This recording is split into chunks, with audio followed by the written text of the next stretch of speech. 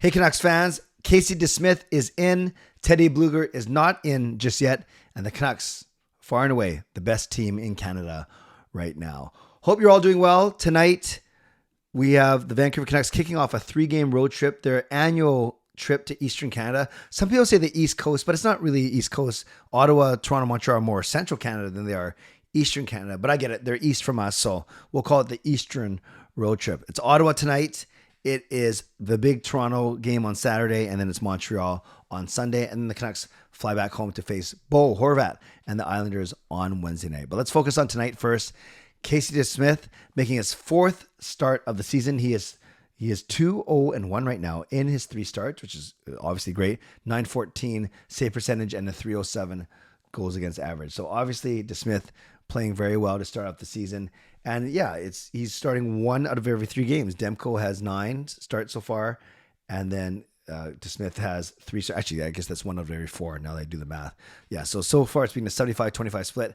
I get the hint that Desmith will get 2 of these 3 games to kind of bring his 25% start ratio up a little bit. Because the way the Canucks are trending and the way who they're facing, not the strongest teams in the world, I could see Desmith playing both tonight and Sunday.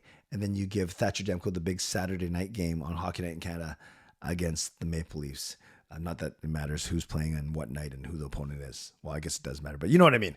So Desmith in net. The rest of the lineup's the same. It is Pettersson between Mikheyev and Kuzmenko. It is Miller between DiGiuseppe and Besser. Then your third line of Pia Suter, or Pia Shooter, as I call him, with Dakota Joshua and Connor Garland. And then your 4th line of Sam Lafferty with Niels Höglander and Anthony Beauvillier. Your D pairings are the same. Our amazing tandem of Hughes Hronek. Then you have Susie playing with Myers, and then Cole playing with Friedman. And like I said, Desmith starting tonight, and Demko backing him up. No worries. When Desmith goes in the net, he's played some really tough teams already, including Edmonton. So I think, I think the Canucks will be just fine. I totally expect them to win tonight. I don't think they've won 4-2 yet, which is my favorite score prediction. I keep predicting it until the Canucks actually do it. So let's go with a 4-2 score for the Vancouver Canucks. Would mean actually that they'd score less than they have been on average, or at least the last few games. So I'm looking forward to a good fast paced game. Ottawa skates very well. They got a lot of young players, and Rick Tocchet just said that as well. He said he wants his team to come out fast, while recognizing that Ottawa is a good fast team. Also, Teddy Blueger is on the trip, which is great. He will not play tonight, as confirmed by Rick Tocchet. So I fully expect him to play on Saturday against the Toronto Maple Leafs. I know we had a good discussion on my live stream last night, talking about, well, do you really want to change the lineup? Won't that disrupt chemistry? I think if you're replacing respectfully like a bottom 6 player, I don't worry so much about the chemistry. It'd be different if it was Hughes or Petey or Miller getting replaced. But if my guess is when you bring Teddy Blueger in, that you sit Dakota Joshua and you can run a 3rd line of Suter with Garland and Höglander, and then a 4th line of Blueger with Lafferty and Beauvillier. That's what I would do. I would sit Joshua, but I guess it depends on the matchup, the opponent, and how much fear you want to strike in the heart of that opponent. So, quick preview for tonight's game. And as I've said last night, my live stream tonight is going to be a game time decision. I'm working an event downtown that should end around 9:30 or 10. Hopefully before that. But if it's any later than 10 or 10:15, it'll be tight for me to get back here to do my show at 11. So I'll schedule it. But I'll know by about 9:30 or 10 if I am going to do it for sure. But if I do it, of course, I hope that you join me right here at 11 p.m. for my live stream. I want to wind up by talking about the Canucks and where they stand in terms of all Canadian teams. We know that there's 7 Canadian teams. There's 4 in the West, 3 in the East, the 3 that we're going to play against in the next 4 days. And at least I'm not talking about playoff projections. I'm not talking about even predicting where we're going to be at the end of the season or playoff success. I'm talking about right here, right now on Thursday, November the 9th.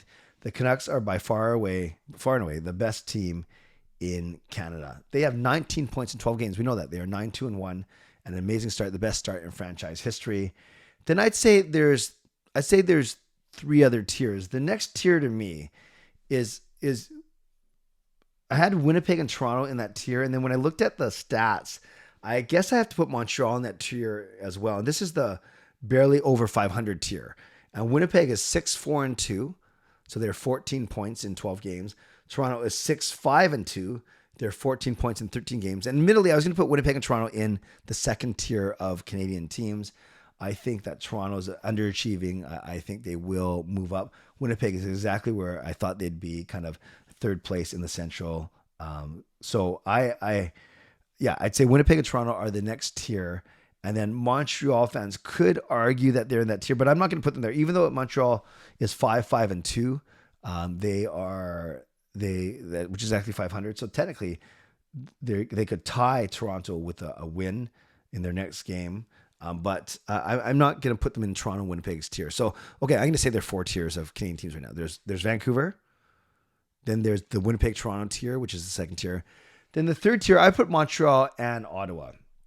Montreal, like I said, is 5-5-2, 12 points in 12 games. That's exactly 500. And Ottawa, our opponent tonight, they're just one game off. They're 5-6. So they have 10 points in 11 games. So they're just one game under 500. And two teams that, at least Ottawa, both teams started the season quite well, probably better than expected. And I do like Ottawa. Actually, I like the trajectory of both teams, but simply not right now. I know we're splitting hairs. Then you're saying, well, Calgary's only 1 point behind Ottawa, but they have played one more game. So I'm going to put the two Alberta teams in their own tier. We suck right now tier, and that's the Calgary Flames and the Edmonton Oilers. And you guys know that Calgary is my least favorite team, just from playoff history, and actually Markstrom and Tanev and others going over there made me like them a little bit more, but they're still my least favorite team. There's something, but I think it actually goes back to the whole Hartley Tortorella line brawl before a game back in January 2014. But I digress. So Calgary, they are 4 points up on Edmonton, who are just a gong show. We'll see if Edmonton can even beat San Jose, who's the only team behind them in the standings. So Calgary, 9 points in 12 games. Edmonton, only 5 points in 11 games.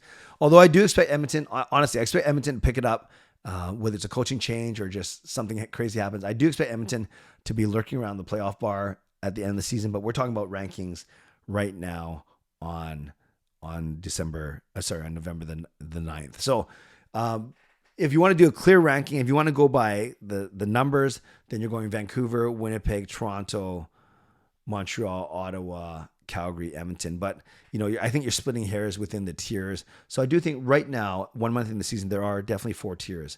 The Canucks are in their own tier, atop the league, basically. Then I'd say Winnipeg and Toronto are in the second tier. The third tier is Montreal and Ottawa. Both teams kind of overachieving, I think. And then the final tier, both teams disappointing, both teams sucking.